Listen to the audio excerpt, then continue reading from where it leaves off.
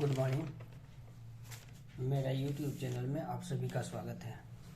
तो हम पिछले क्लास में आप लोग को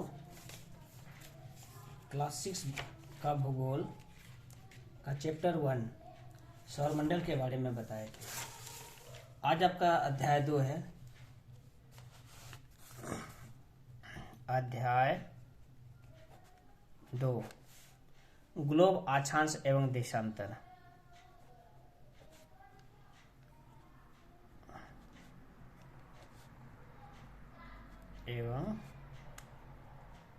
देशांतर, ठीक है। तो आज आप लोगों को ग्लोब के बारे में हम बताने जा रहे हैं, ठीक है। जैसे आप लोग ग्लोब से परिचित होंगे, दिखा रहे हैं हम। ये आपका ग्लोब है, ये ग्लोब है। हाँ, ग्लोब पृथ्वी का लघुत्तम में एक वास्तविक प्रतिरूप है। ये जो है ग्लोब पृथ्वी का लघुत्तम, एक छोटा सा, लेकिन इसका एक वास्तविक प्रतिरूप है, ठीक है, ग्लोब। अब इसी ग्लोब के बारे में हम आज चर्चा करेंगे, ठीक है। तो देखिए, एक छोटा सा इसमें हम ग्लोब का ड्रॉ कर रहे हैं, यानी कि पिक्चर बना रहे हैं। थोड़ा टेढ़ा मेरा हो गया, चलिए ये ठीक है। हाँ, ये ग्लोब। तो ग्लोब में 2 ध्रुव होता है ऊपर की ओर हमेशा। ये क्या होता है? उत्तरी ध्रुव। उत्तरी ध्रुव। नीचे चले आइए तो ये हो जाएगा दक्षिणी ध्रुव।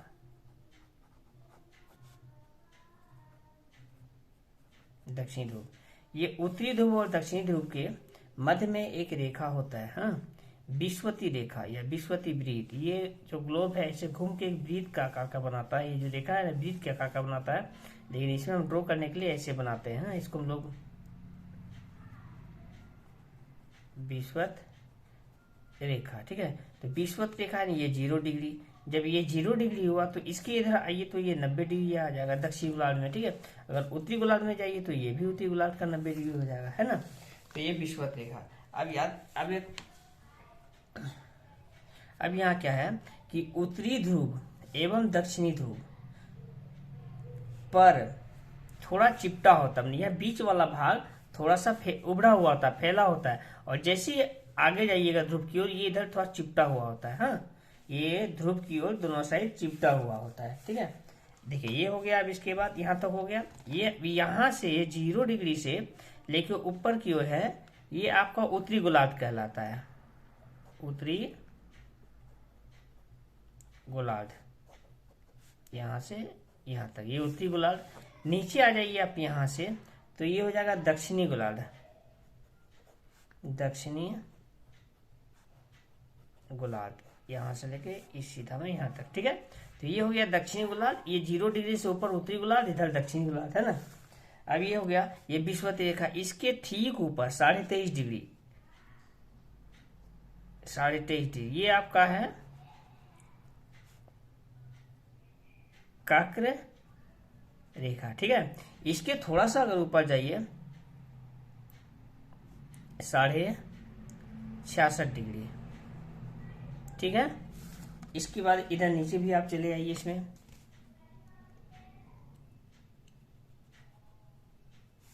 23.5 डिग्री में। हाँ, ये हो जाएगा मकर रेखा।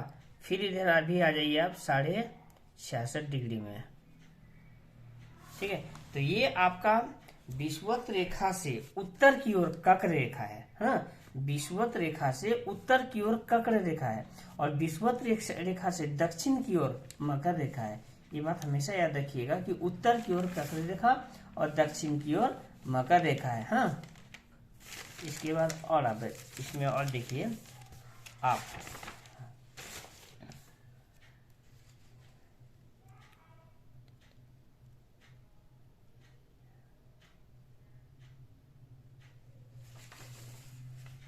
इसको उत्तरी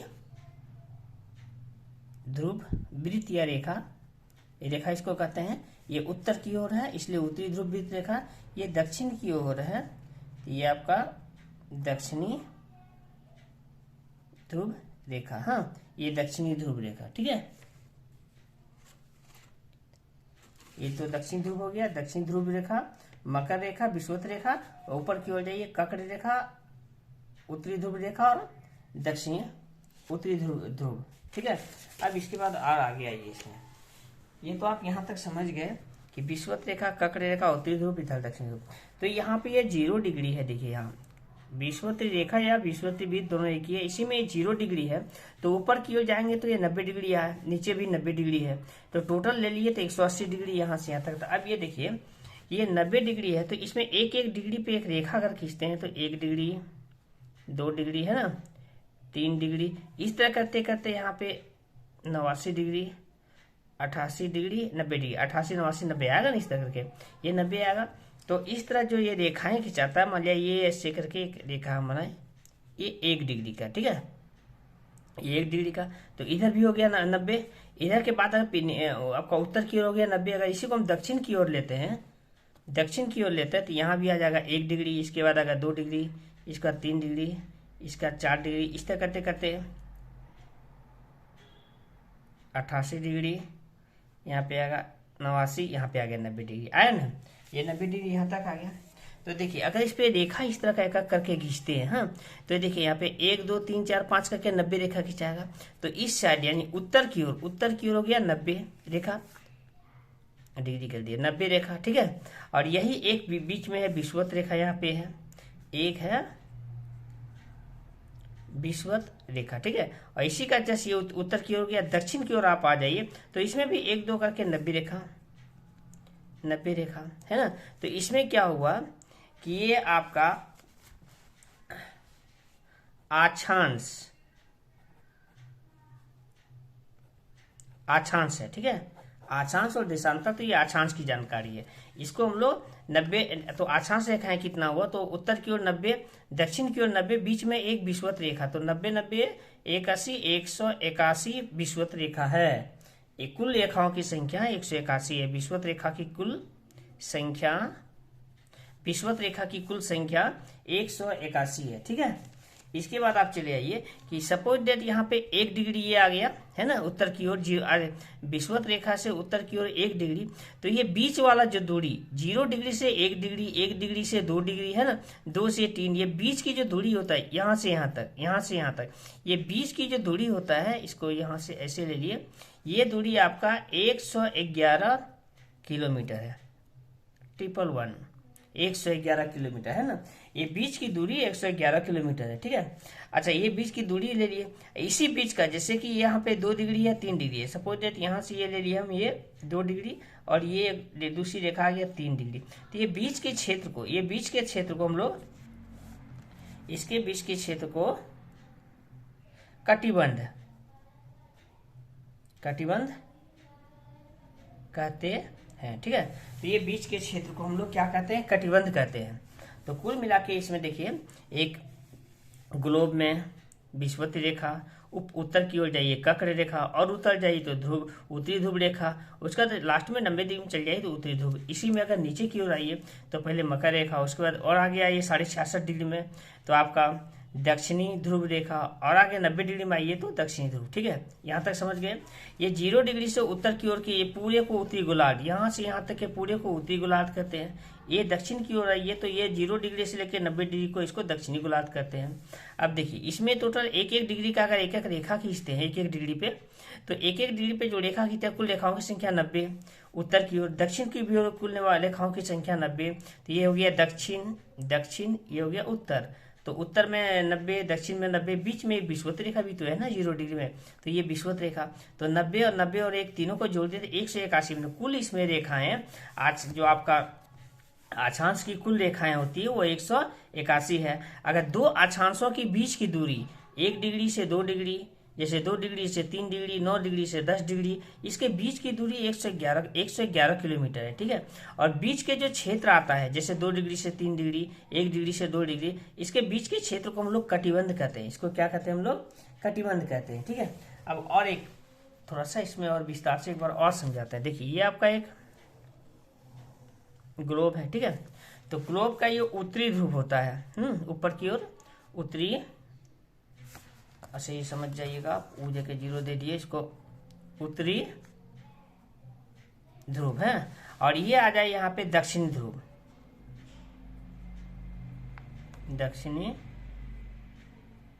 ध्रुव। ये ग्लोब में जो एक सुई रहता है यहाँ से यहाँ तक ऐसे काल्पनिक सुई, ये सुई जो रहता है ये 23.5 डिग्री झुका रहता है। कितना झुका रहता है? 23.5 डिग्री झुका रहता है। ठीक है, यहाँ पे तो हम स्ट्रेट बना दिए थे दोनों सीधा में, है ना, ऊपर से समझाने के लिए। लेकिन नीचे आ जाइए तो ये टेढ़ा हमेशा देखिएगा ग्लोब। जैसे ये देखिए यहाँ पे ग्लोब, ये देखिए ये हुआ उत्तरी ध्रुव ऊपर की ओर, ये दक्षिण ध्रुव। ये जो झुकाव है अगर सीधा स्ट्रेट इस सीधा में ले जाइए तो यहाँ आएगा। तो यहाँ से यहाँ तक ये 23.5 डिग्री का ये झुकाव हुआ रहता है। हाँ ठीक है, किस ओर? पूरब की ओर। ठीक है, तो ये पूरब की ओर झुकाव रहता है 23.5 डिग्री। तो ये आप समझ गए यहाँ तक। इसके बाद देखिए ये बीच में हम आपको बताए थे एक विषुवत रेखा। ठीक है, ये विषुवत रेखा आपको बताए थे, 0 डिग्री दे दिए, समझ जाएंगे आप। इसके बाद देखिए सपोज दैट इसी के विषुवत रेखा के बीचों बीच यहाँ पे सूर्य है। ठीक है, ये सूर्य है,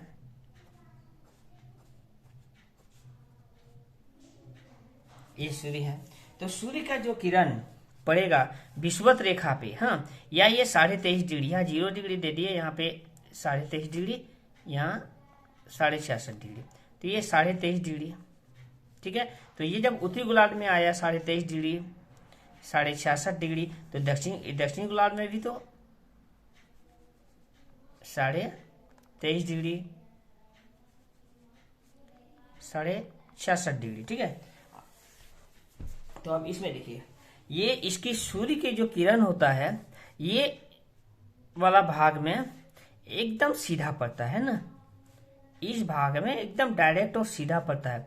तो ये भाग में जो पड़ता है तो यहाँ सालों भर गर्मी रहता है। यहाँ क्या रहता है, इसका हम ब्रैकेट में कर दे यहाँ पे, यहाँ से सालों भर ग्रीष्म, ठीक है, रहता है। यहाँ सालों भर ग्रीष्म रहता है। यही कारण हम बीच के हमें यहाँ हम आपको आगे बताए थे कि बीच के जगह को हम लोग एक दूसरे को कटिबंध कहते हैं, कटिबंध कहते हैं ना, कटिबंध कहते हैं। तो ये सालों भर यहाँ पे गर्मी रहता है, इसीलिए इस क्षेत्र को हम लोग उष्ण कटिबंध, ठीक है, कटिबंध कहते हैं, है ना, उष्ण कटिबंध कहते हैं इस क्षेत्र को।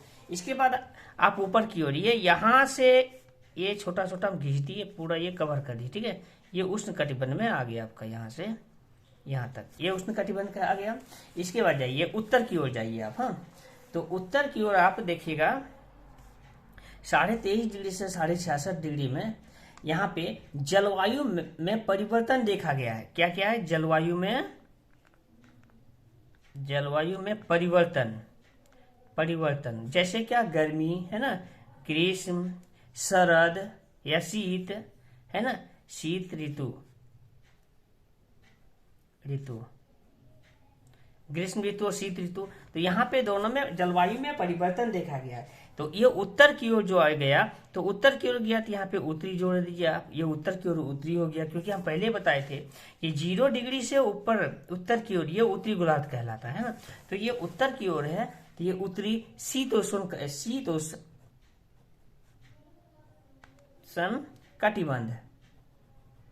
कटिबंध क्षेत्र आ गया। ये यहाँ से इसमें ऐसे रेखा दिए थे, इसमें ऐसे दे दिए। ठीक है, ये जो है आपका उत्तरी शीतोष्ण कटिबंध आ गया। सेम इसी प्रकार नीचे आ जाइए तो ये भी आपका दक्षिणी, है ना,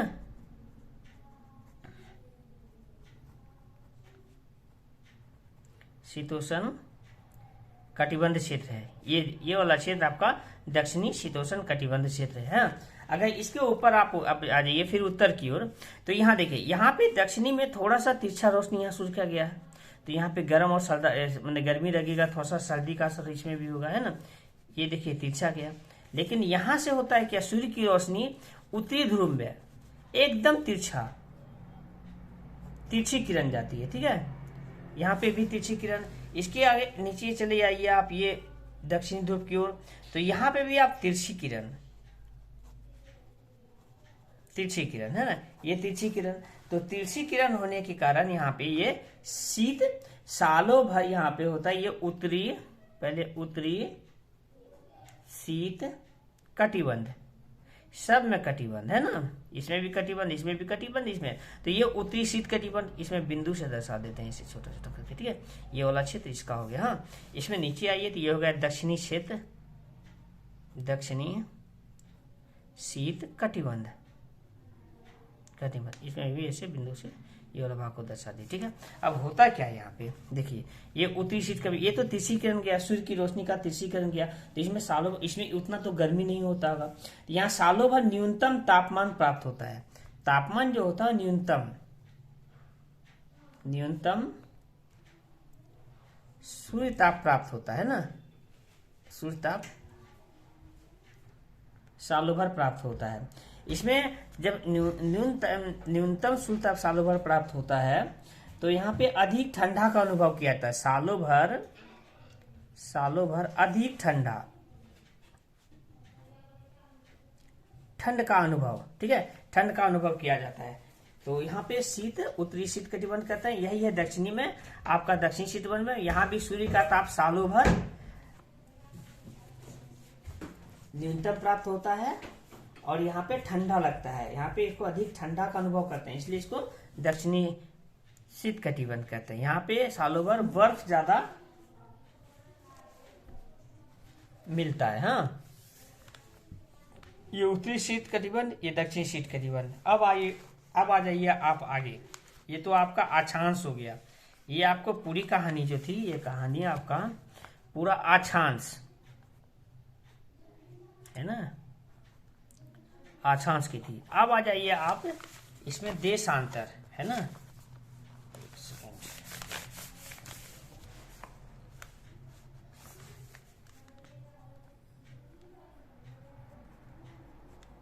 देशांतर के बारे में। ये अक्षांश हो गया, अब इसमें आ जाइए देशांतर के बारे में। देखिए, एक हम फिर से आपको ग्लोब बनाए, ठीक है। ग्लोब में देखिए, पहले जो हम खींचे थे वो अक्षांश रेखा खींचे थे, है ना, ऐसे अक्षांश। देशांतर में क्या होता है, ये उत्तरी ध्रुव आ गया, इसमें भी उत्तरी ध्रुव 90 डिग्री है ना, ये भी आ जाएगा यहाँ पे 90 डिग्री दक्षिणी ध्रुव, दक्षिणी ध्रुव। अगर क्लास अच्छा लगता होगा तो प्लीज कम से कम सब्सक्राइब कर लीजिएगा, ताकि नया आने वाला क्लास का नोटिफिकेशन सबसे पहले आपको समय पे पहुंच जाए, है ना। देखिए, ये उत्तरी ध्रुव हो गया, ये दक्षिणी ध्रुव हो गया। तो ये उत्तरी ध्रुव से दक्षिणी ध्रुव की ओर जो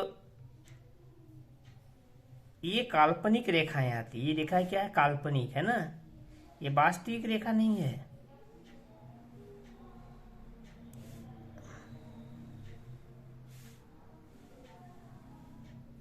चलिए, थोड़ा सा तिरछा हो गया, चलिए ठीक है, ये काल्पनिक रेखा है ना। तो ये काल्पनिक रेखा है, तो ये काल्पनिक रेखा है ना। तो पुराने जमाने में देखिए, पुराने जमाने में या पुराने समय में स्थान और, ठीक है, स्थान और समय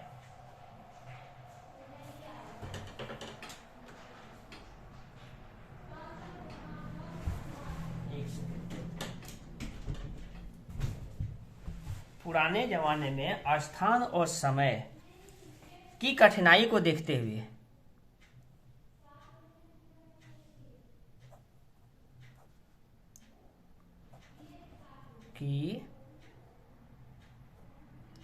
कठिनाई को देखते हुए एक संयुक्त राज्य, हाँ, कठिनाई को देखते हुए संयुक्त, कहा, संयुक्त राज्य अमेरिका की राजधानी वॉशिंगटन डीसी में सन 1884 ईस्वी में एक सम्मेलन हुआ, ठीक है। कहाँ पे हुआ, संयुक्त राज्य अमेरिका की राजधानी वॉशिंगटन डीसी में 1884 ईस्वी में एक सम्मेलन हुआ। इस सम्मेलन का नाम था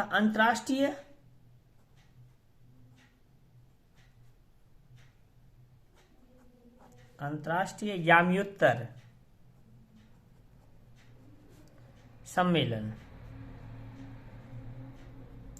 ठीक है, अंतर्राष्ट्रीय याम्योत्तर सम्मेलन, ये सम्मेलन हुआ, ठीक है।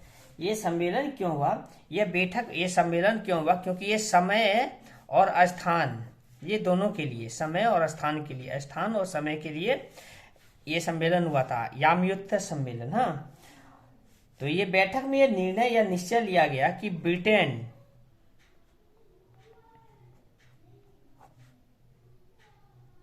के ग्रीनविच स्थान, जहां ब्रिटिश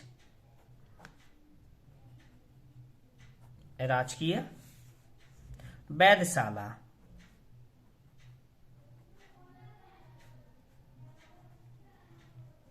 स्थित है। ठीक है, तो ये क्या, सबसे पहले देखिए, पुराने जमाने में स्थान और समय की कठिनाई को देखते हुए संयुक्त राज्य अमेरिका की राजधानी वॉशिंगटन डीसी में 1884 ईस्वी में एक बैठक हुआ, जो अंतर्राष्ट्रीय याम्योत्तर सम्मेलन के नाम से जाना गया। इसमें यह निर्णय लिया गया कि ब्रिटेन के ग्रीनविच स्थान, जहां ब्रिटिश राजकीय वेधशाला स्थित है, ठीक है, से गुजरने वाली, वेधशाला से गुजरने वाली देशांतर रेखा, अभी तो हम देशांतर के बारे में पढ़ा रहे हैं ना, तो गुजरने वाली देशांतर रेखा है ना, गुजरने वाली देशांतर रेखा को प्रमुख याम्योत्तर रेखा माना गया। ठीक है, जिसको 0 डिग्री देशांतर भी कहते हैं ना। तो ये वहीं पे निर्णय लिया गया कि ब्रिटेन के ग्रीनविच स्थान, जहां ब्रिटिश राजकीय वेधशाला स्थित है, से गुजरने वाली देशांतर रेखा को याम्योत्तर रेखा यानी 0 डिग्री देशांतर रेखा माना गया। ठीक है, इसके बाद आप आ जाइए इसमें, देखिए ये मान लिया कि आपका ये वाला जो 90 डिग्री था, तो ये बीच वाला 0 डिग्री हम लोग मानते थे, इसी को हम लोग प्रधान याम्योत्तर रेखा इसी को मान लेते हैं। हाँ, ये वाला है याम्योत्तर, है ना, ये याम्योत्तर रेखा है 0 डिग्री। तो देखिए ये याम्योत्तर रेखा 0 डिग्री है। तो इसमें क्या होता है, एक बात हमेशा याद रखिएगा कि इसमें भी देखिए, एक यहां से ऐसे करके एक वृत्त लिया जाए पूरा, ये काल्पनिक, तो ये 360 डिग्री होता है पूरा, इधर से लेके यहां तक। जब भी एक की परिधि इसको नापा जाता है तो ये 360 डिग्री होता है।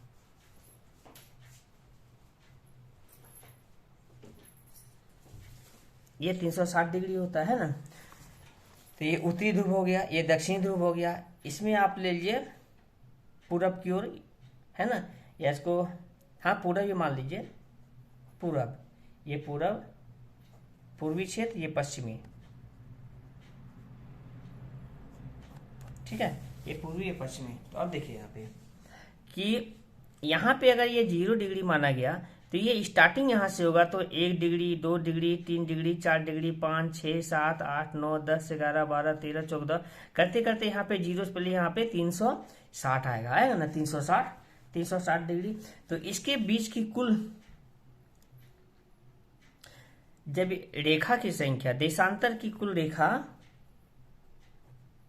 की संख्या 360 है ना, 360 डिग्री है तो रेखा भी 360 है ना, 360 डिग्री है तो रेखा भी 360, क्योंकि 1 डिग्री में 1 डिग्री में 1, 0 से लेकर 360। अब देखिए ये बीच की दूरी, अब ये 1 डिग्री है, बाई चांस ये 2 डिग्री है, तो इसके बीच के जो क्षेत्र है, ये यहां से यहां तक ये बीच का क्षेत्र है, इस बीच के क्षेत्र को हम लोग क्या कहते हैं, गोर।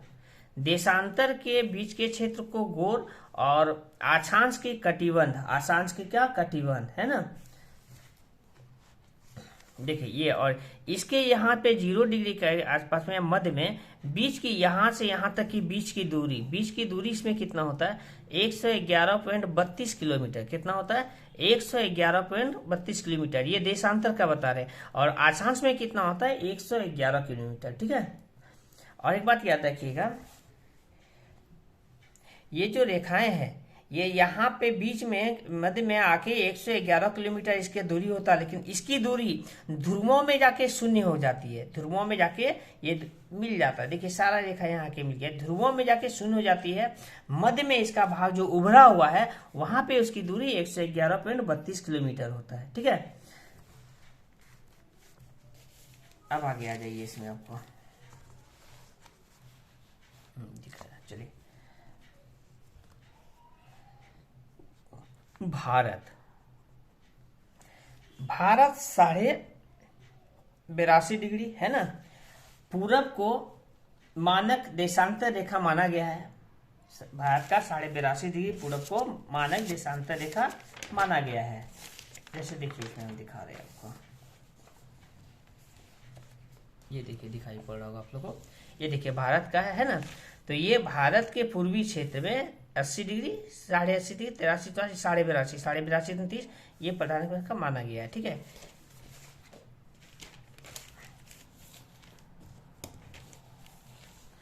माना गया है। यह उत्तर प्रदेश के मिर्जापुर से होके गुजरती है। ठीक है, भारत में 82.82 डिग्री पूर्व को मानक देशांतर रेखा माना गया। मानक देशांतर रेखा माना गया है, जो उत्तर प्रदेश के मिर्जापुर से होकर गुजरती है। इसे भारतीय मानक समय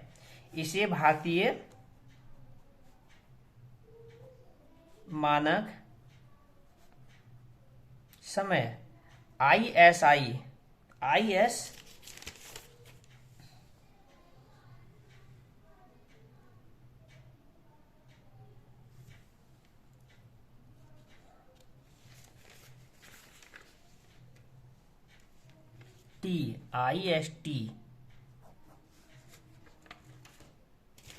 है ना,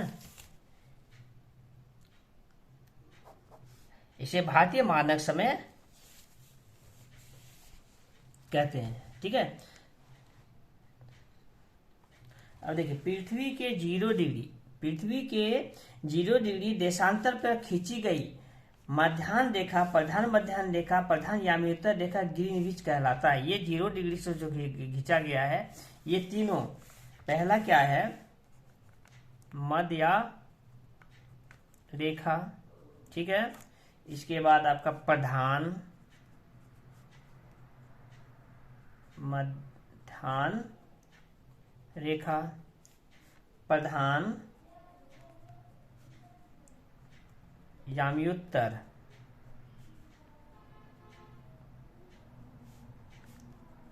रेखा या ग्रीनविच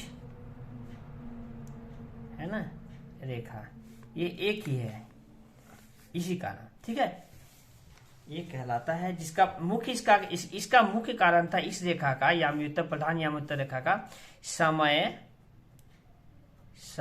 और स्थान समय और स्थान की जानकारी प्राप्त करने का। ठीक है, समय और स्थान की जानकारी प्राप्त करने का। अब देखिए, पृथ्वी अपने अक्ष पर पूर्व से पश्चिम की, पृथ्वी जो है अपने अक्ष पर पृथ्वी अपने अक्ष पर पश्चिम से पूर्व घूमते हुए सूर्य का चक्कर लगाती है। इसी कारण सूर्योदय हमेशा पूर्व दिशा में होता है।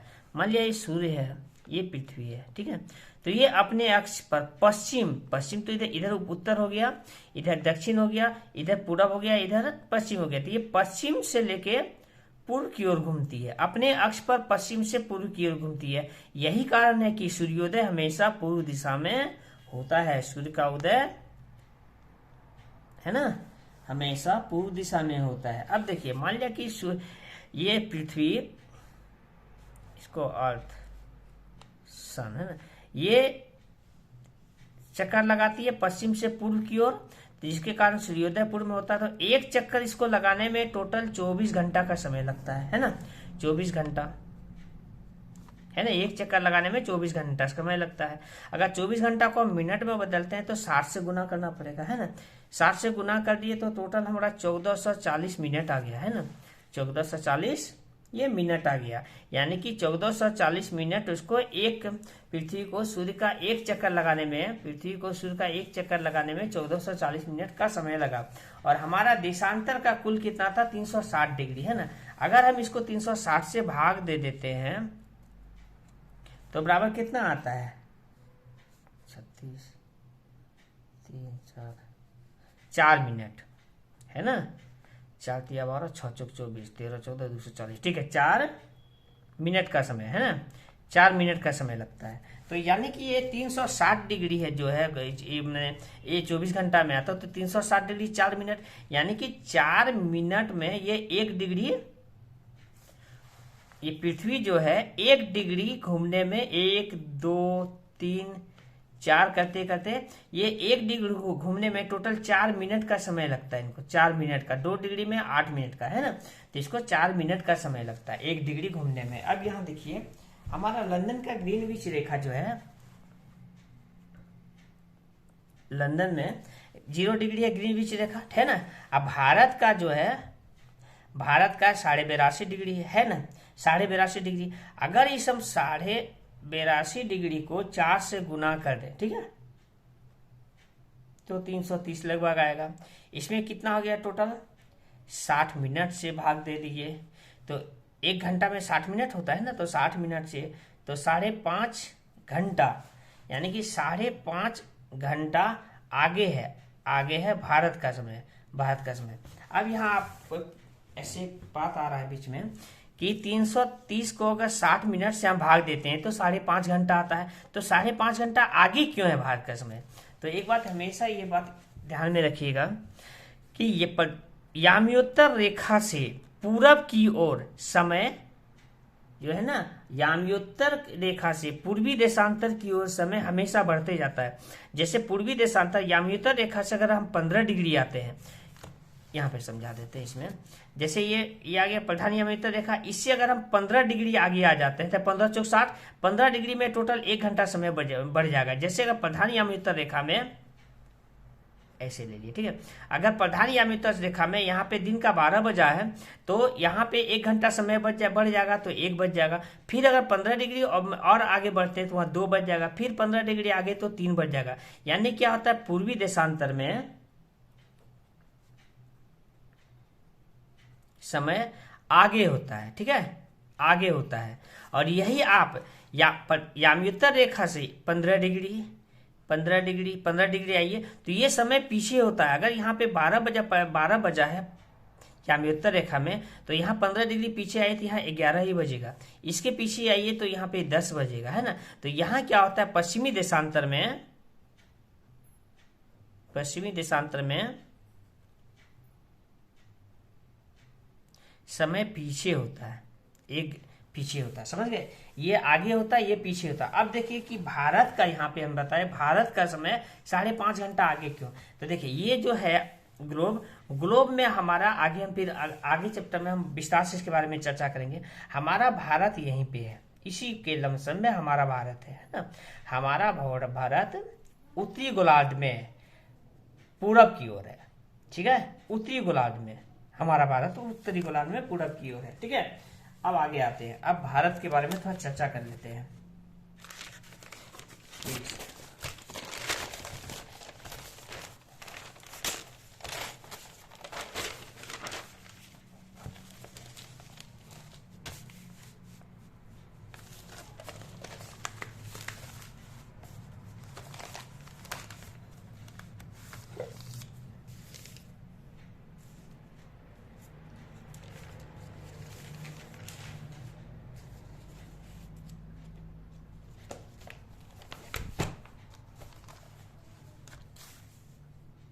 एक भारत का टूटा फूटा लगभग नक्शा है ना।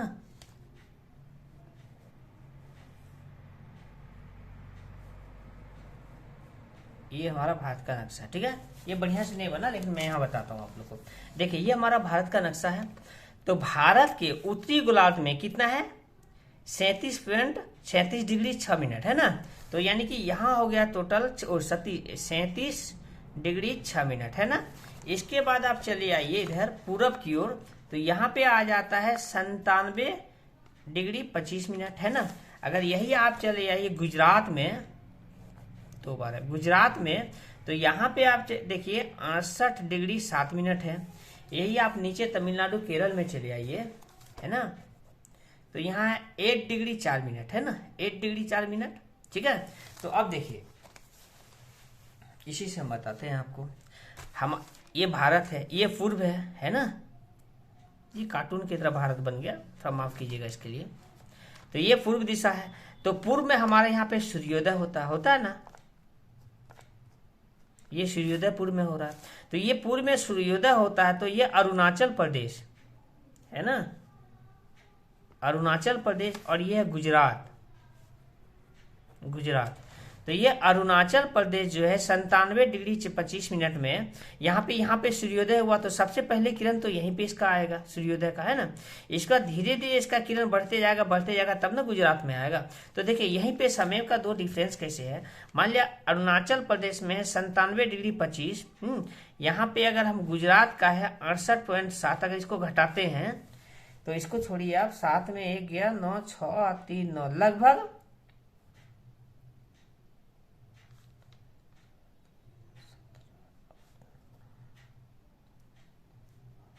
29 है ना, 29 डिग्री, लगभग 29 डिग्री आया ना, 18, 16, 17, 7, 8, 1, 6, 1, 7, 8, 9, 29 डिग्री। तो अभी हम क्या देखें कि 1 डिग्री पार करने में 4 मिनट का लगता है ना। तो हमको 29 डिग्री पार करने का, 29 डिग्री, या सपोज डेट इसको आसान करने के लिए आप 30 डिग्री ले सकते हैं, तो 30 डिग्री कर दीजिए। 30 डिग्री में 4 मिनट, है ना, कोई 30 डिग्री, 1 डिग्री में 4 मिनट लगता है, तो 30 डिग्री पार करने में कितना लगेगा, तो 4 गुना 30, है ना, 4 तिया 12, 120 मिनट। जब 120 मिनट लगेगा, इसको हम 60 से भाग देते हैं घंटा से, तो 2 घंटा आता है ना, तो 2 घंटा आता है। तो हुआ क्या है यहाँ पे कि अरुणाचल प्रदेश में सूर्योदय अगर 6 बजे होता है, तो यही गुजरात में आते आते ये 8 बज जाता है। अगर अरुणाचल प्रदेश में सूर्योदय 5 बजे होता है, तो गुजरात में पहली किरण आते आते इसका 5 दू 7 बज जाता है ना, 2 घंटा दोनों में डिफरेंस है। ये हमारे यहाँ का ही है, ठीक है। तो ये आपका भूगोल किताब का दूसरा पार्ट था जो कंप्लीट हो गया, है ना। अब आपका हम चले आते हैं भूगोल का एक छोटा सा पार्ट और है, आपका तीसरा पार्ट, है ना। तीसरा पार्ट है, ये दूसरा पार्ट। तीसरा पार्ट है पृथ्वी की गतियां। ये बहुत छोटा है, ज्यादा नहीं है, बड़ा नहीं है। अध्याय 3, पृथ्वी की गतियां। ये पृथ्वी की गतियां है ना। तो अन्य ग्रहों की तरह पृथ्वी में भी 2 प्रकार की गति होती है, ठीक है। पृथ्वी में भी 2 प्रकार की गति होती है, जिसके कारण दिन रात, है ना, एवं ऋतु परिवर्तन होता है, ऋतु परिवर्तन, ठीक है। तो यहाँ पे 2 प्रकार की पृथ्वी में भी गतियां कितने प्रकार की थी, 2 प्रकार की। अब प्रकार के होने के कारण दिन रात होता है और ऋतु में भी परिवर्तन होता है। ये गति कौन सा है, तो पहला है घूर्णन, दूसरा है परिक्रमण, है ना। पहला घूर्णन, दूसरा परिक्रमण गति। घूर्णन गति का अर्थ हुआ कि जैसे हम लोग बच्चा में लट्टू घुमाते थे, लट्टू ये एक जगह पे घूमते रहता है, ये घूर्णन गति कहलाता है पृथ्वी का। परिक्रमण क्या होता है, जैसे कि कोई पूजा पाठ करते हैं कोई मंदिर में, है ना, ये मंदिर में हम लोग पूजा पाठ करते हैं, तो पूजा करने के बाद कोई आदमी देखिए इसका परिक्रमा करता है ना, परिक्रमा, तो ये परिक्रमण करता है ना, ये परिक्रमण। और घूर्णन क्या हुआ, लट्टू की तरह घूमना। और ये मंदिर में जो चक्कर लगाते हैं हम लोग, इसको हम लोग परिक्रमण गति कहते हैं। अब देखिए परिक्रमण इसी को कहते हैं। हाँ, अब देखिए घूर्णन क्या है, ये पहले हम इसका घूर्णन की चर्चा करते हैं। पृथ्वी जो होता है, जैसे कि हम लोग शुरू में भी हम बताए थे, ये सूर्य है, ये पृथ्वी है, पृथ्वी बड़ा बना देते हैं, सन अर्थ, ये सन अर्थ, ये अपने ही अक्ष पे घूमता है इसका, है ना ये। तो ये भी देखिए घूमते, पृथ्वी सूर्य की चारों ओर जो घूमता है, चारों ओर, जैसे हम लोग मंदिर का चक्कर लगाते हैं तो पृथ्वी भी तो शून्य का चक्कर लगाता है ना। तो ये है वह क्या, परिक्रमण गति। ये गति क्या कहलाया, परिक्रमण गति। और ये जो अर्थ है, अर्थ जो है, पृथ्वी है, जो अपने ही अक्ष पे घूमता है। जैसे सपोज दैट माना जाए ये पृथ्वी है, ये ऐसे ऐसे करके इसका पृथ्वी है, ये मान लिया इसका सन है, ये पृथ्वी है, ये सन है ना। तो ये है सूर्य के पृथ्वी, ये तो ऐसे ऐसे गति कर रही है, ऐसे ऐसे इसका गति कर रही है ना, ऐसे ऐसे गति कर रही है। तो ये परिक्रमण गति हो गया। और ये उसके बाद घूर्णन गति, सूर्य अपने भी अक्ष में ऐसे ऐसे ऐसे ऐसे घूमते जा रही है ना, ये जो घूमती है ये इसका परिक्रमण गति हो गया, ये इसका घूर्णन गति हो गया। ठीक है, तो ये जिसका पृथ्वी अपने ही अक्ष पर जो घूमती है इसको घूर्णन गति, और ये सूर्य का चक्कर लगाता है इसको परिक्रमण गति कहते हैं। तो देखिए इसका क्या, घूर्णन गति का गति होता है 1600 किलोमीटर पर घंटा। ठीक है, इसकी गति 1600 किलोमीटर पर घंटा। घूर्णन गति एक चक्कर लगाने में 24 घंटा का समय लगता है, 24 घंटा का समय लगता है। यह इसका दैनिक गति भी कहलाता है, इसकी दैनिक गति भी इसको कहते हैं, दैनिक गति। ठीक है, ये आपका पृथ्वी का घूर्णन गति आ गया। ठीक है, ये घूर्णन गति आ गया। अब देखिए परिक्रमण गति है ना,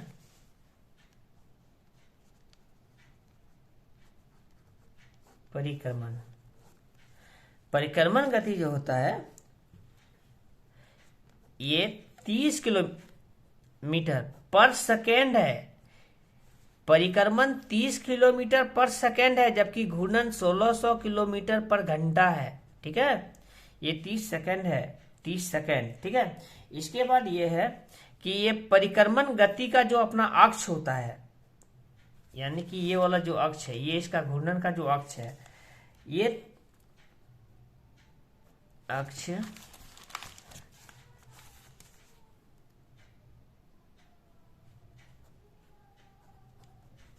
965 मिलियन किलोमीटर है। ठीक है, 965 मिलियन किलोमीटर है। ठीक है, अब आगे आइए, ये हम क्लास 6 का भूगोल का पाठ यानी अध्याय 3 या अध्याय 3 का पृथ्वी की गति के बारे में बता रहे हैं, तो इसका चर्चा कर रहे हैं।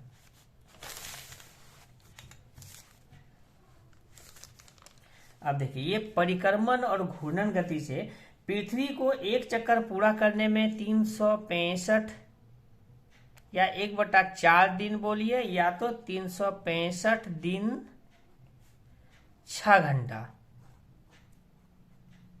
6 घंटा है ना, 365 दिन 6 घंटा लगता है एक चक्कर पूरा करने में। ठीक है, लगाने में, पूरा लगाने में एक चक्कर 365 दिन 6 घंटा, या तो 365 1/4 दिन लगता है।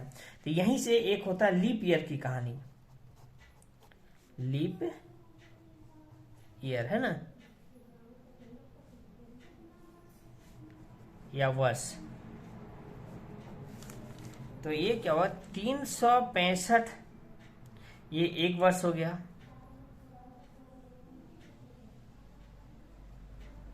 इसके बाद हर साल क्या होता है, 6 घंटा बढ़ता चला जाता है। जैसे कि मान लिया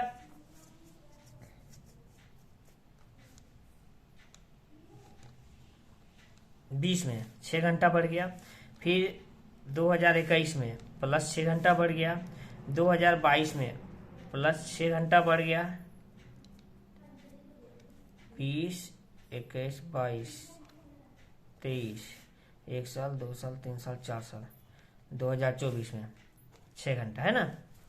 तो ये 20 का नहीं 21 से ले लीजिए, ये तो लीप ईयर, ये तो लीप ईयर आ जाएगा ना। 21 में 6 घंटा, 22 का 6 घंटा, 23 का 6 घंटा, 24 का 6 घंटा। तो ये 6 चौक 24 घंटा हो गया, यानी एक दिन बढ़ गया। ये एक दिन कहाँ चले जाता है, ये फरवरी माह में चले जाता है, फरवरी माह। ये फरवरी माह में जो हर साल 28 दिन का होता है, यहीं पे एक दिन बढ़ के 29 दिन का हो जाता है। ये 29 दिन कब होता है, जिस वर्ष हमारा 4 से भाग खा जाए, लग जाए। जैसे 2024 4 5 20 6 56 कट गया, तो 2024 हमारा 29 दिन का होगा, है ना। फिर 3 साल के बाद चौथा साल आएगा तो वो भी हमारा 29 दिन का होगा इसी तरह, ठीक है। अब देखिए ये लीप ईयर की कहानी थी। अब आगे आप आ जाइए, परिक्रमण गति का महत्व।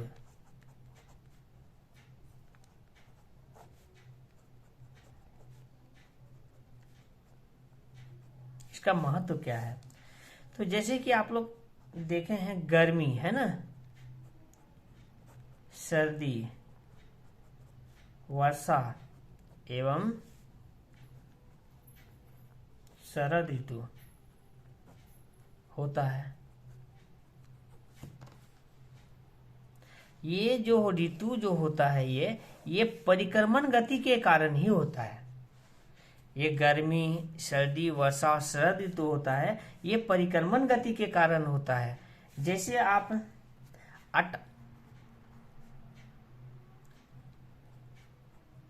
आर्कटिक वृत्त है ना,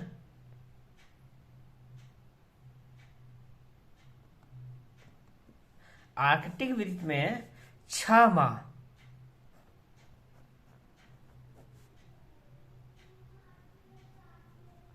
दिन और 6 माह रात होता है, ठीक है। यहां तक समझ गए। अब इसका विस्तार फिर अगले क्लास में, अगले चैप्टर में और विस्तार से इसका पढ़ाएंगे। हाँ, यहाँ आज की कहानी इसमें इतनी दूर तक ही थी, ठीक है। आपका गति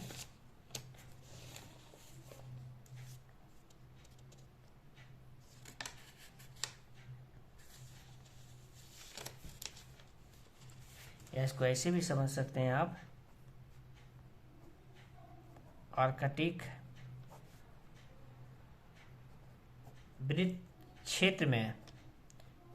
क्षेत्रों में 6 माह दिन होता है और अंटार्कटिक वृत्त में